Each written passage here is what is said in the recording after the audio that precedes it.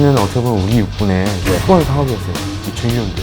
그때 이제 좌절됐죠. 2001년 도입이 좌절됐죠. 근데 이제 문제가 김영삼 정부 때 율곡비리 사건이 터지면서 그 90년대 말에 또 하려고 했는데 그때 또 IMF 터졌잖아요. 그래서 이제 다시 또 이 대형 공격기 사업, HF 사업을 다시 재개했는데 김대 대통령이 남북 정상회담하고 하는데 제가 어떤 분이라고 이름은 밝힐 수 없어요. 이게 좀 북한을 자극할 수 있다. 그래서 사업을 그래서 그분이 단련시켜봐요. 북한에 자극이 된다라는 네, 이유로 북한이 자극이 이거를 된다는 이유로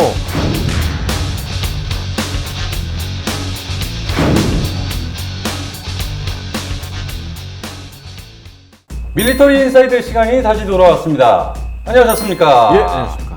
자, 오늘은 지난번에 예고한 대로 바로 최신의 아파치 공격 헬기. 예, 아파치 가디언.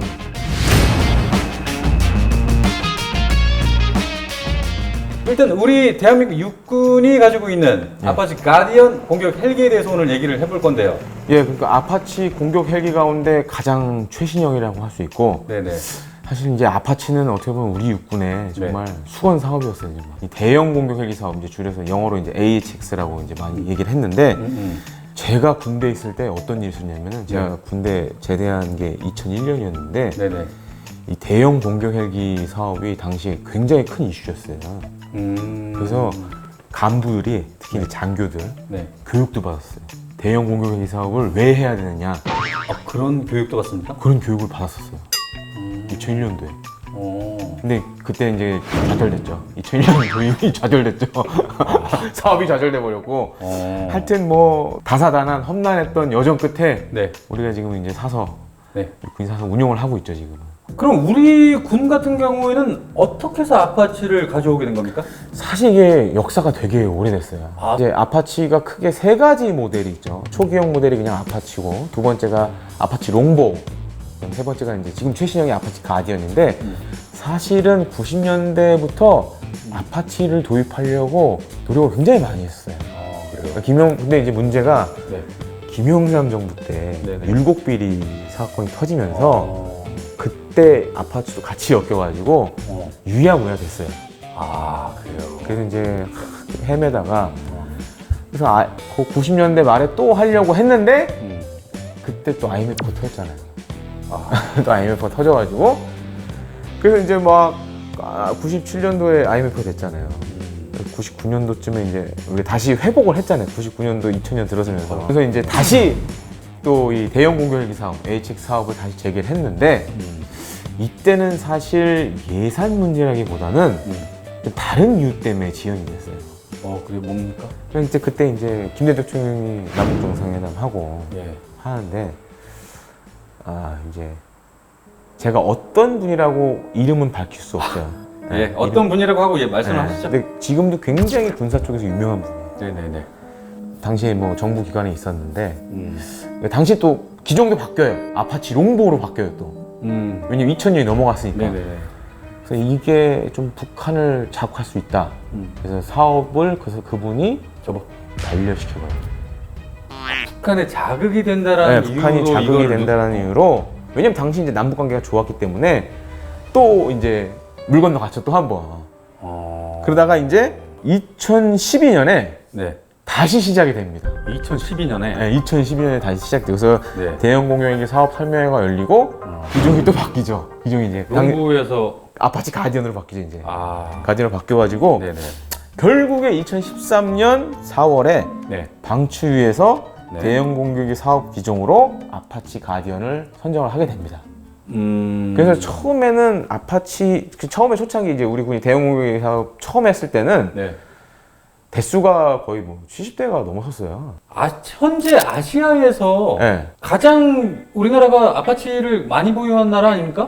그러니까 대만이 지금 30대가 있고, 근데 30대가 있었는데 한 대를 말아먹었고 29대가 있고, 우리가 지금 36대. 동북아에 있는 국가 중에서는 가장 뭐 많다라고 할 수 있죠. 그래가지고 이제 36대를 2016년부터 18년도까지 이제 도입을 했는데, 사실 이제 그 대형 공격의 사업이 사실 경쟁을 했거든요. 그 당시에 이제 그 벨사의 H1Z하고 이제 터키 TAI사의 T129, 그다음에 보잉의 아파치 가디언 이렇게 있는데 뭐 사실 이 군에서 하는 사업들 잘 보시면은 네. 경쟁이라 그래도 사실상 사고 싶은 건 다 있죠. 그 안에 하고 싶은 건 다 있죠. 그래서 정해져 있지만. 네, 정해져 있죠. 그래서 경쟁에서 하여튼 근데 육군의 바람은 아파치 가디언이었죠. 그래서 이제 선택이 됐고 이게 2020년 4월 기준으로 하면 현재 한 2,400여 대가 만들어졌어요. 아파치 공격기가. 전체. 네. 네. 물론 이제 그 중에 뭐 A형 같은 경우에는 많이 이제 지금 퇴역을 했고 뭐 CD 뭐 E형까지 지금 가디언까지 나왔는데 네네. 그 사실 저는 이제 아파치 가디언을 처음 본 게 어디냐면은 네. 대만에서 처음 봤어요. 아, 실제로 처음 본 게. 실제로 처음 대만에서 봤어요. 왜냐면은 대만이 미국 다음으로 네. 그러니까 뭐 아파치 가디언을 네. 인수받은 나라였거든요. 그 대만은 항상 미국의 최신의 무기를 항상 처음으로. 아 그때가 이제 좀 마침 많이 살 때였어요. 그 우리나라 무기 체계 획득의 가장 큰 문제는 네. 뭘 살려면은 단계가 있잖아요. 네네. 그 단계가 많이 걸려요, 우리나라는. 왜냐면 검토할 게 너무 많지. 검토를 해야 되는 상황도 많고. 대만은 이제 문제가 뭐냐면은 중국 때문에 네. 미국이 팔 때 빨리 사야 돼요. 아. 왜냐면 중국 애들이 뭐 사면 자꾸 타클 거니까. 그래서 미국이 이제 그걸 약간 정치적으로 외교적으로 이용을 하거든요. 네네. 그때 그럴 때 빨리 사야 되거든요. 그래서 대만이 그래서 샀죠. 자, 그러면 이 아파치 공격 헬기가 걸프전에서 가장 진가를 발휘하지 않았습니까? 그렇습니다. 사실 걸프전 이전에 네. 미국이 네. 파나마를 침공했을 때 파나마 침공 때. 최초의 실전 기록은 사실 파나마 침공이었어요. 그래서 이제 그때 240여 시간의 작전 기간 중 특히 야간에 발군의 성능을 자랑합니다. 야. 왜냐면은 예. 아마 이제 구독자분들 다 아실 거예요. 우리가 네. 야간에 비행을 하려면 네. 보통 이제 야시경을 장착을 하잖아요. 야시경을 그렇죠. 이제 끼고 그렇죠. 이렇게 이제 비행을 많이 하는데 헬기 뭐 항공기 똑같은데 아파치가 기존의 공격 헬기보다 획기적이었던 게 뭐냐면 네. 이 열상 장비를 조종사가 사용하게 해서 그야말로 주야간 전천후 작전이 가능하게 만들었어요. 그러니까 기존의 헬기들은 기존의 공격 헬기 예를 들어 코브라나 이런 것들은 야시 장비를 이제 사용했죠. 야간 투시 장비를 사용했는데 야간 투시 장비는 이제 빛을 증폭해서 하는 방식이고 네. 따라서 이제 이게 기후의 영향을 좀 받습니다. 사실 좀 그래요. 너무 어둡거나 이러면 또 이게 네. 요즘은 사실 기술이 좋아서 그런 게 많이 없었는데 네네. 좀 과거에는 그런 문제가 있었고 그래서 아예 아파치는 그냥 열상 장비로 그냥 다 해버렸는데 그 영화 아파치 보시면 그 니콜라스 케이지가 이렇게 여기 네. 뭐 달고 있잖아요. 헬멧 디스플레이. 예. 그리고 뭐 이렇게 주간에 막 이렇게 뒤집어 쓰고 낮에 그렇죠. 그걸로 이제 비행하는 연습하고 하는데 그게 당시로 봤을 때는 굉장히 획기적이었어요. 왜냐면 열상 장비는 뭐 기상 영향을 좀 덜 받기 때문에 야시 장비들보다. 네. 그래서 이제 파나마 침공 때 이제 당시 그 미 육군 장군이 우리 아파치 공격기는 야간에 6km 떨어진 건물의 창문을 식별해서 그 창문 안으로 헬파이어 미사일 쏠 수 있다라고 이렇게 자랑을 했을 정도로 그 정도로 놀라운 당시로서는 굉장히 놀라운 거의 뭐 성능을 저격 기능과 같지 네, 않습니까? 그랬죠. 그리고 이제 걸프전 때는 걸프전 개전 초기에 네. 지금은 이제 퇴역을 했는데 네. 미 공군의 특수전 헬기인 MH-53J 페이브로우하고 한 팀을 이뤄서 이라크군의 그런 핵심 방공시설을 파괴하는 그런 임무를 또 수행하기도 합니다. 아, 그래요? 예. 그래서 이후 벌어진 이제 100시간 지상전에서는 네. 270여 대가 넘는 아파치 공격 헬기가 이제 투입이 됩니다. 오, 270대. 네, 그래서 그때 사실 초기에 그냥 왕창 걸프전을 사용을 했는데 그야말로 270대다라는 이라크군 전차를 박살을 내고 다 그냥 뚜껑 따버렸구나. 그 다음에 이제 장갑차와 각종 군용 차량도 아파치가 쓸어버렸어요. 그냥 쓸어버렸고. 네. 그래서 이제 이라크전 개전하고 나서 정확하게 말씀드리면 2003년 3월 24일에 네. 이라크군의 아주 정예군이라고 할 수 있죠. 그러니까 공화국 수비대 중에서도 이 메디나 사단을 공격하려고 네. 이 미국군 아파치 제11 공격 헬기 연대 소속의 아파치 롱보우 네. 공격 헬기 30대가 네. 밤에 야습. 적진 깊숙이 침투를 합니다. 그래서 소닉 피디님 혹시 네. 영화 블랙 호크 다운 아세요? 봤죠. 블랙 호크 다운에 몇 번을 보시면은 그 재밌는 장면이 있잖아요. 네. 뭐가 재밌습니까? 그 기지에서 이제 그 MH-60 특수전 헬기하고 리틀버드가 이륙을 하잖아요. 네네네네. 팍 하면서 낮에 이제 확 이륙하잖아요. 거기 보면 그 민병대들이 네. 핸드폰으로 네. 계속 추적하잖아요. 계속 어디 집 전화. 옥상에서 네, 어디에서 전화하잖아요. 지나간다, 네. 떴다, 전화. 간다. 네. 그거를 똑같이 여기 적용을 합니다. 그래서 이제 출격하는 순간부터 그 목표 지점에 도착하는 과정까지 어디로 가고 있는지 다 알고 있다는 얘기 아니에요? 계속 트래킹을 해요. 당시 미육군 아파치 롱보 공격기는 그걸 몰랐지. 그래서 이제 아니 그건 알 수가 없지. 알 수가 없잖아요. 네. 영화 블록크 나오는데도 그렇게 나오잖아요. 그건 그래서 알 이제 수가 없죠. 팍 가가지고 막 두두두두두 딱 들어갔는데 이라크군은 알았잖아요. 전기를 팍 내리고 그 지역의 전원을 딱 끊어버리고 네. 아파치 롱보 공격 헬기들 상대로 대공포화를 막 쏟아냅니다. 막 쏴버려요. 그래가지고 막 대공포화에 그야말로 그 두들겨 맞고 한 대가 추락을 해요. 한 대가. 한 대가 추락을 해가지고 조종사가 이라크군에 잡혀요. 근데 아파치. 2003년도 이라크전 때 네. 그 뉴스에도 나온 적이 있어요. 네네. 아파치 헬기 추락했는데 웬 할아버지가 아, 네네. 옛날 소총 들고 예. 그게 이제 그거는 이제 약간 그 이라크 당시 정부가 이제 프로파간다식으로 한 거고 네네. 빠져나간 아파치 롱보 공격 헬기들도 피탄되고 이래가지고 돌아와서 막 난리도 아니었죠.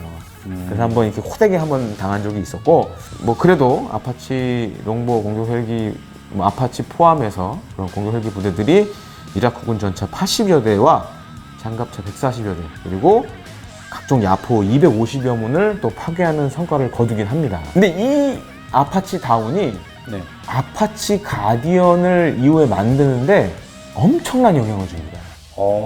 왜 그랬냐면은 당시 그럼 왜 아파치 롱보들이 이렇게 네. 당시 가장 최신의 공격 헬기였는데 아파치 중에서도. 롱보도 달고 있으면. 네. 근데 왜 이렇게 피해를 입었냐? 네네.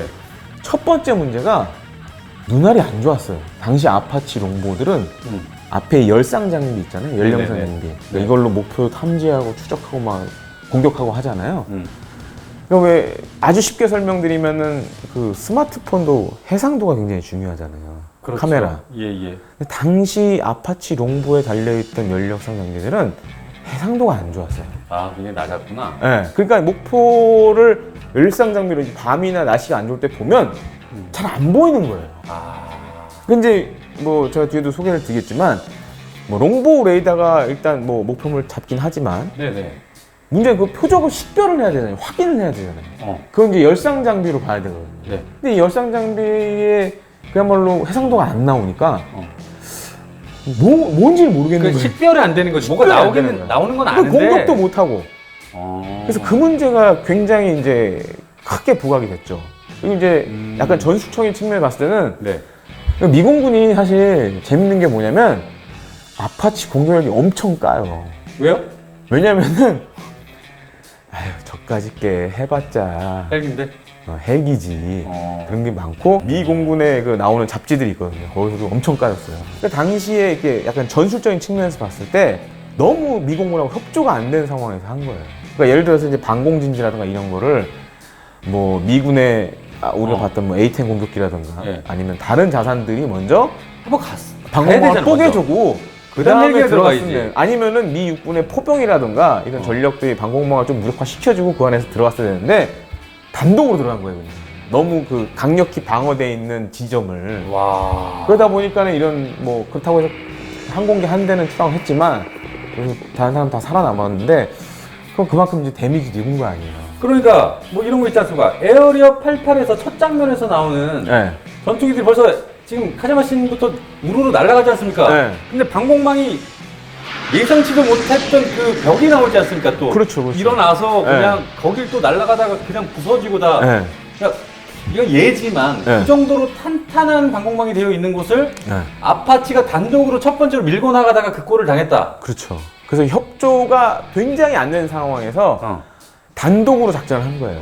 야. 그래서 사실 이제 뭐 한 대가 자만이네, 자만. 네, 약간 그런 게 있었어요 당시에. 우리 지난주에 했던 A10이 먼저 가서 한번 휩쓸든가. 그렇죠. 아니면은 뭐 예를 들어서 뭐 F-16이라든가 그렇죠, F-16 이나. 뭐 스트라이크 이글이라든가 이형 모델 가서 뭐 한번 싹 정리를 해주고 들어갔으면 훨씬 더 효과가 좋았을 텐데. 더 완벽하게 이제 네. 청소를 하면 되는 건데. 거기다가 이제 눈깔도 안 좋았고 눈알도 안 좋았고 식별도 안 되고. 그래서 이제 아파치 롱보우도 뒤에 추가적으로 이제 막 개량을 합니다. 아. 그래서 핵심이 뭐였냐면,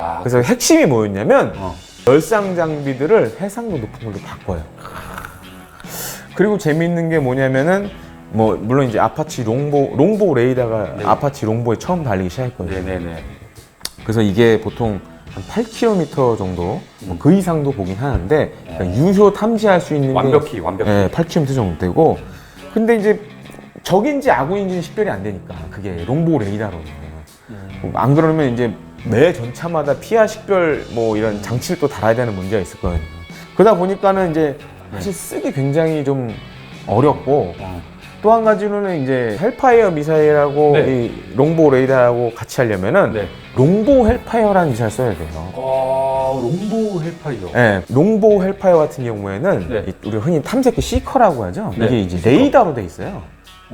근데 이제 기존의 헬파이어는 이제 레이저 유도 방식을 이제 많이 사용하는데, 그래서 완전한 파이어 앤 포겟은 아니에요. 그러니까 발사 후 망각 방식은 아니고, 네. 롱보우 헬파이어만이 완전한 발사 후 망각 방식이에요. 그러니까 기존에 이제 아파치는 레이저로 쏴주면, 뭐 이제 미사일이 따라서 이제 반사되는 걸 네. 보고 따라서 이제 날아가는 건데, 근데 이게 뭐 그런 아까 식별 문제가 있기 때문에 사실 쏘기가 굉장히 좀 힘들어요. 근데 장점도 있죠. 만약에 식별이 완전히 됐다. 그러면 만약에 롱보우 헬파이어 16발을 아파치 롱보우나 아파치 가디언이 다르다면 16발을 다 각기 다른 목표에 이제 공격할 수 있다는 건 장점은 있는데, 네네.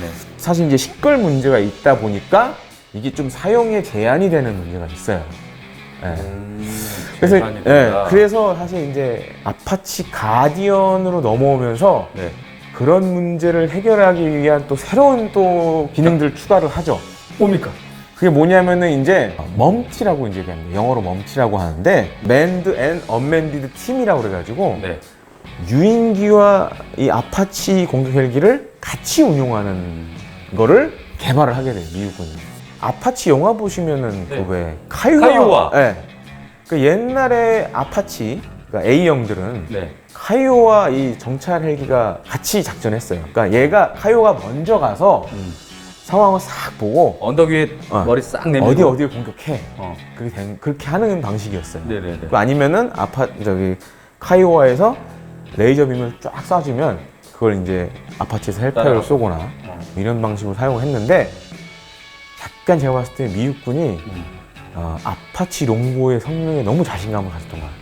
롱보로 가면서 카이오와를 빼버렸어요. 왜냐면 이제 롱보 레이더가 워낙 좋으니까.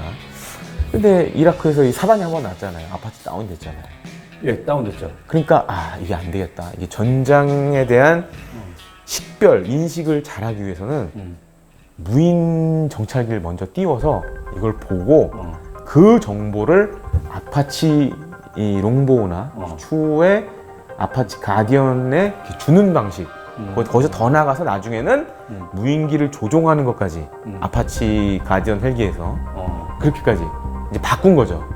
그러니까 어떻게 보면은 롱보우 레이더보다 피하 식별도 잘 되고 또 전장 상황을 한꺼번에 다 볼 수 있는 거죠. 네. 그래서 이제 그런 장점들을 가디언에 이제 새로운 기능으로 집어넣고, 다만 이제 우리 육군이 도입한 아파치 가디언 공격 헬기는 네. 이게 또 그 가디언도 버전이 있어요. 버전 1이 있고 뭐 지금 버전 6까지 나왔는데, 많아. 초기 모델이라 네. 요 이제 무인기랑 이렇게 무인기에서 보내주는 그런 영상을 받는다거나 이런 기능은 없어요. 그건 없어요. 네, 우리랑 대만이 운용 중인 아파치 가디언은 네. 미 육군이 운용 중인 것하고 차이가 그거예요. 그리고 우리가 또 이제 그게 좀 멈티라는 게 굉장히 좀 복잡해요. 그 멈티를 하려면 미군의 그런 뭐 데이터 링크나 통신 장비를 다 갖다 써야 돼, 우리가. 그리고 그것도 뭐 무인기도 사실 미제가 아니면 안 되고 뭐 여러 가지 제약 조건이 있는데, 네. 지금 운용 중인 36대의 아파치 가디언 공격 헬기는 향후에 또 업그레이드가 될 예정이에요, 우리는 또. 네, 몇 가지 기능을 더 추가할 예정이에요. 근데 아파치 가디언이 참 재밌는 게 기존 아파치 롱보우 대비 소음이 많이 줄었어요. 소리가 많이 줄었어요. 가디언이. 네, 가디언이. 그래서 저는 실제로 뭐 한국에서도 보고 대만에서 봤는데, 이전의 아파치 롱보우보다 이 정말 가까이 날라오지 않는 이상 날라왔는지조차 모를 정도로 그렇게 소음이 많이 줄어들었어요. 우리나라가 이 아파치를 가져온 데는 예. 아무래도 정말로 다재다능한 어떤 능력을 가지고 있기 때문 아닙니까? 예, 그렇습니다. 사실 이제 아파치 공격에는 뭐 탱크 잡는 걸로, 적전차 네. 잡는 걸로 많이 유명한데 네네. 그동안 이제 뭐 운용 이런 개념들이 발전되면서 굉장히 다목적 공격 헬기로 진화를 해요. 그래서 다목적이라면은 좀 이렇게 그 뭐지라고 할 수 있는데 네.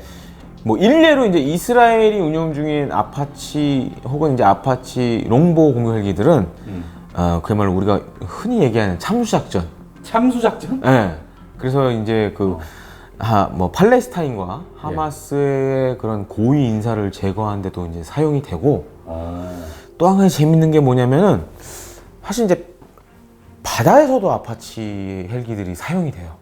바다에서 아파치가 사용된다? 예. 그래서 일례로 예. 2011년에 네. 그 나토하고 이제 미군 뭐 다국적군이 리비아를 이제 막 공습을 하잖아요. 이제 가다피 뭐 무너지고 막 아랍의 봄 오면서 네네. 그때 영국 해군의 강습 상륙하면서 영국군의 이 아파치 롱보 헬기가 바다에서 추격해가지고 지상으로 이제 타격하는 임무를 하게 됩니다. 오, 그래요? 예. 그 어떻게 보면 이제 미 해병대는 그 왜 H1Z 네네. 뭐 W 뭐 이런 모델들 있잖아요. 해병대용 네네네. 공격 헬기들 있잖아요. 뭐 그런 것처럼 이 아파치 롱보 헬기들도 이런 역할을 이제 바다로 지상에서 바다로 막 나가게 됩니다. 아. 근데 재밌는 게 뭐냐면 네. 이 아파치 공격 헬기가 바다에서 작전을 처음 한 곳이 어딘 줄 아세요? 혹시 우리나라입니까? 그렇습니다.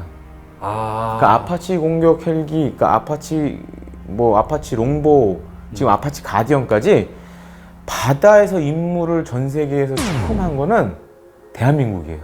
그러니까 대한민국에 있던 주한미군에 가지고 있던 네. 아파치 및 아파치 롱보 공격 헬기들이 네. 그런 임무를 하게 됐어요. 그래서 서해안에서. 그러니까 뭐 서해 동해 이렇게 두 군데서 하는데 그게 아마 좀 밀덕분들은 아실 수도 있을 거예요. 이게 영어로 하면 이제 약자로 하면 MCSOF라고 하는데 네. 머리타임 카운터 스페셜 오퍼레이션이라고 해가지고 네네. 한미연합 대특수전 작전 연습을 합니다. 아. 이게 핵심이 뭐냐면 네. 해상으로 침투하는 북한의 특수부대를 경멸하는 거예요. 뭐 경비정이라든지 공기부양정. 공기부양정. 그러니까 북한의 공기부양정들이 워낙 북한이 많이 가지고 있기 때문에 네. 그 공기부양정은 일반 배보다 속도가 빠르잖아요. 엄청나게 빠르잖아요. 그래서 막 순식간에 내려올 수 있죠. 네네. 80년대, 90년대부터 막 북한이 막 공기부양정을 만드니까 주한미군이 야, 그럼 이거 어떻게 처리해야 되냐 고민을 한 거예요. 그래서 첫 번째로 선택됐던 무기체계가 뭐냐면은 네. 아마 깜짝 놀라실 거예요. AC-130 건시로 아시죠? 네. AC-130 건십이 바로 한미연합 대특수작전의 최초로 사용됐던 무기체계였어요. AC-130이요? 네, AC-130은 야, 이거 처음 듣는 얘기입니다.